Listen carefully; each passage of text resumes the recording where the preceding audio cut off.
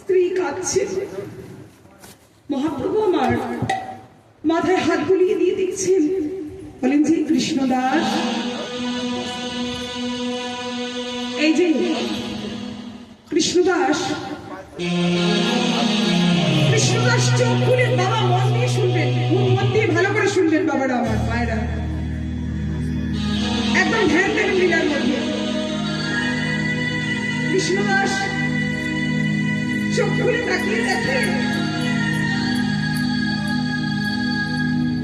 শঙ্খ চক্র গদা পদ্মধারী শ্রী বিষ্ণু নারায়ণ।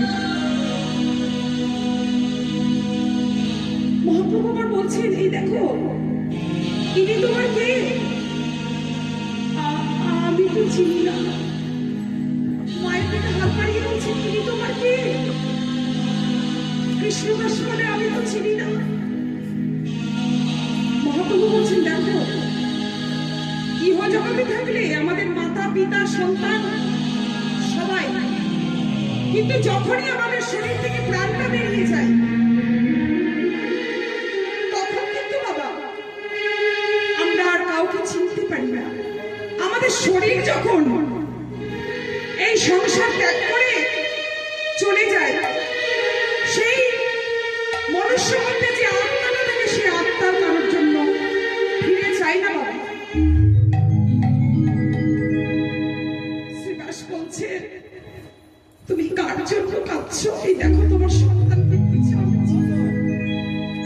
বলে আবার কৃষ্ণদাস চোখ বন্ধ করে আর সন্তানকে দাহ করে হরিনাম সংকীর্তন আজও হচ্ছে বাবা। আপনারা যারা নবদ্বীপে যাবেন, শ্রীবাস সঙ্গম যাবেন, সেই শ্রীবাস সঙ্গমে মহাপ্রভু নিত্য নিত্য হরি গুণকীর্তন করেন। ওমা, আমাদের আখিতে প্রলেপ পড়ে আছে মা, আমরা কেউ দেখতে পাই না, সেই কীর্তন আমরা দেখতে পাই না মা। আমাদের সেই চোখ নাই বাবা, সেই চোখ যার আছে রসিক জন, রসিক জন কেনেই দর্শন করতে পারে না। যে গৌরসুন্দর আমার আজও সেখানে বিরাজমান। আর কোথায় বিরাজমান? শান্তিপুরের অদ্বৈত আচার্যের বাড়িতে। আর কোথায় বিরাজমান? সচি মায়ের রন্ধনশালায়। আমরা যখন রন্ধন করবো, আমরা যদি সচি মায়ের ধ্বনি দিয়ে যদি রন্ধন করি, সেই রন্ধন যতজন সেবা করুক না কেন কখনো কম হয় না। এই তিনটি জায়গায় গৌরহরি আমার এখনো নিত্য নিত্য লীলা গুণকীর্তন করে চলেছেন না। আসলে গৌরহরিকে স্মরণ করে একটি ভজন গিয়ে আমরা লীলাটি শেষ করবো। খুব শেষের দিকে এসে গেছি। আর কত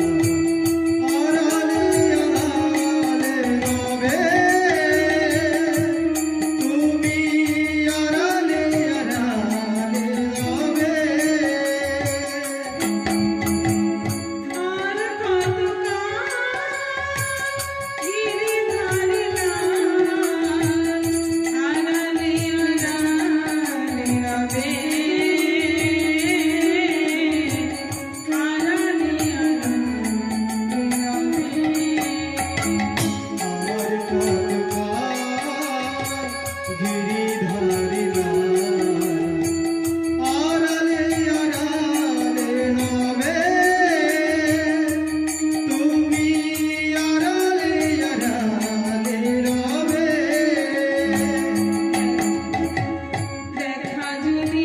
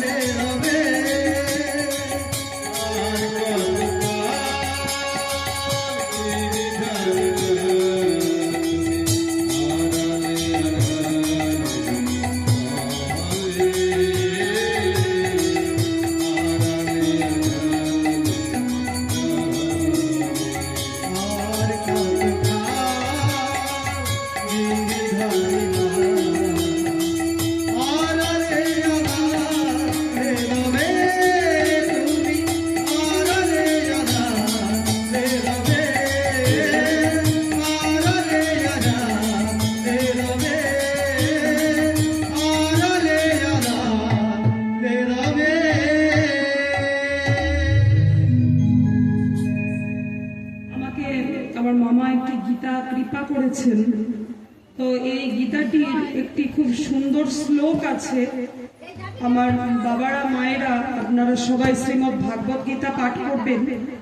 আর এই শ্লোকটি হচ্ছে খুবই গুরুত্বপূর্ণ একটি শ্লোক।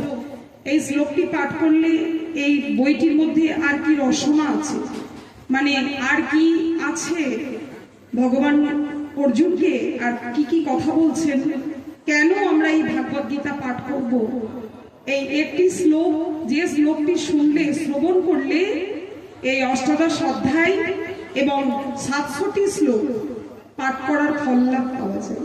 শ্লোকটি আমি পাঠ করব, আপনারা খুব মন দিয়ে শ্রবণ করবেন। আর যে যার ভাগবত গীতায় শ্লোকটি পাতাটিকে ভাঁজ করে রেখে দেবেন। সকাল হবে, ওই গীতার ওই একটি মাত্র শ্লোক পড়বেন, সমস্ত গীতা পাঠ করা হয়ে যাবে। নবম অধ্যায় শ্লোক নাম্বার 34। শ্লোকটিতে কি বলছে? মনমনা ভব মদ্ভক্তা মদয়াজি মাম নমস্কুরু। মনমনা ভব মদ্ভক্তা মদয়াজি মাম নমস্কুরু। মামাই বৈশসি সত্যন্তে প্রতিজানে প্রিয়সী মে। মনমনা ভব মদ্ভক্তা মদয়াজি মাম নমস্কুরু। মামাই বৈশসি সত্যন্তে প্রতিজানে প্রিয়সী মে। ব্যাখ্যাটি কি? মনমনা ভব মদ্ভক্তা, মনে মনে আমার ভক্ত হও, মানে কি? আমাকে স্মরণ করো সদা সর্বদা। আমি এই 84 লক্ষ জনির মধ্যে অন্য কেউ কোনো কিছুকে আমি মাথায় রাখবো না, শুধু শ্রী গোবিন্দের আমি শ্রীমুখ দর্শন করব, রাধারানীর শ্রীমুখ, গৌর সুন্দরের শ্রীমুখ আমার আখির সামনে ভাসিয়ে রাখবো। তাহলে তুমি যদি আমাকে স্মরণ করো, তুমি আমার কি ভক্ত হবে? আমি তোমার ভক্ত হব। ভগবান বলছেন, কত সুন্দর একটি কথা ভগবান শ্রীকৃষ্ণ বলছেন এই যে শ্লোকটি তুমি যদি পড়ো, আমার এই বইটি তুমি যদি পড়ো, ভগবানের মুখ নিঃসৃত বাণী, ভগবান স্বয়ং এই বাণীটি দিয়ে গেছেন আমাদেরকে এইটি পড়ে ভক্তি পথে অবলম্বন করার জন্য। তাই এই শ্লোকটি আমরা নবম অধ্যায় শ্লোক নাম্বার 34, এই শ্লোকটি আমরা নিত্য পাঠ করব। একবার তো বাবা আমরা পড়তেই পারি। সকালবেলা হবে, স্নান আদি করবো, ধূপবাতি দিয়ে এই গীতাটিকে খুলবো, খুলে নবম অধ্যায় আর শ্লোকটি পড়বো, পড়ে আমরা যে যার কর্মে বেরিয়ে যাব। শ্রী গোবিন্দ আমাদেরকে সদা সর্বদা তার ছায়াটি, তার আশীর্বাদের হাত আমাদের মাথায় রাখবে। তো বাবা উদাহরণ তো অনেক রয়েছে, রাত্রিও হয়ে যাচ্ছে, আমরা লীলার খুব শেষের দিকেই আছি। আবার যদি কোনো সময় আমার দাদু দিদার যদি ডাক পড়ে এই বাড়িতে, একটি ভাগবত আস্বাদন করাবো এবং আরো সুন্দর সুন্দর শ্রীমদ্ ভাগবত গীতার শ্লোক, রামায়ণের শ্লোক, ভাগবতের শ্লোক পাঠ করে শোনাবো। সবই গোবিন্দের উপরে নির্ভর করছে বাবা। আমার দাদু সবসময় হরিবল হরিবল বলতেন, আমি ভাবতাম তাই তো, হরি নামে কি এমন রসনা রয়েছে। খুব ছোট্ট ছিলাম, ভাবতাম সত্যি, দেখছি হরি নামে আসল রসনা। আর এই হরি নাম গাওয়ার পর আমার বাবার কিছুই ভালো লাগে না, মনে হয় সদা সর্বদা এই হরি কীর্তন করে যায়।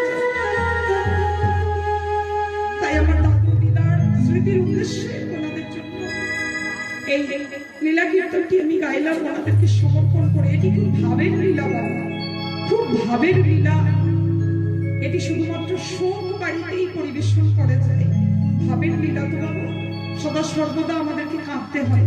আর আপনারাও কাঁদেন, আমরাও কাঁদি। আপনাদের মতো সত্যি আমার মানে আত্মীয়রা এত হরিভক্ত কৃষ্ণ ভক্ত, আপনাদের চরণ ধুলা আমার মস্তকে দেবেন, আমি যেন এইরকম করে আপনাদেরকে হরি কথা কৃষ্ণ কথা বারে বারে এসে এসে আমি যেন আস্বাদন করতে পারি। গোপীনাথকে দাহ করার পর, সমাধি দেওয়ার পর এসেছে, এসে গোপীনাথের শ্রী চরণে ষষ্ঠাঙ্গে শুয়ে কাঁদছেন। গোপীনাথ, তুমি তো আমার সন্তান নিয়ে নিলে প্রভু, আমার কে শ্রাদ্ধ করবে? কাঁদতে কাঁদতে যেন শরীর শিথিল হয়ে গেছে। গোপীনাথ অজ্ঞান অবস্থায় শুয়ে আছে বিছানা। বিগ্রহ গোপীনাথের ভিতর থেকে ছোট্ট সন্তান বেরিয়ে এসে বলছে, বাবা বাবা বাবা। কে কে কে আমাকে বাবা বললো? কে? এই তুই ছলনা নয়, তুই আমাকে বাবা বলিস না, তোমার বাবা বলার অধিকার নাই, তুই আমাকে বাবা বলিস না। ও বাবা, আমি আমি তোমার পিণ্ড দান করবো বাবা, আমি তোমাকে দেখবো বাবা, তোমার যখন শেষ সময় আসবে বাবা, আমি তোমার শ্রাদ্ধ করবো। তুই শ্রাদ্ধ করবি বাবা, বলবি না? হ্যাঁ বাবা, আমি তোমার শ্রাদ্ধ করবো। এমন সময় গোবিন্দ ঘোষের অন্তিম সময় এসে গেছে। গোবিন্দ ঘোষ প্রাণ ত্যাগ করছেন, আর 5 বছরের বিগ্রহ থেকে গোপীনাথ বেরিয়ে এসে গোবিন্দ ঘোষের মাথাটা নিজের কোলের উপরে রেখে করতাল বাজিয়ে হরিনাম শোনাচ্ছে।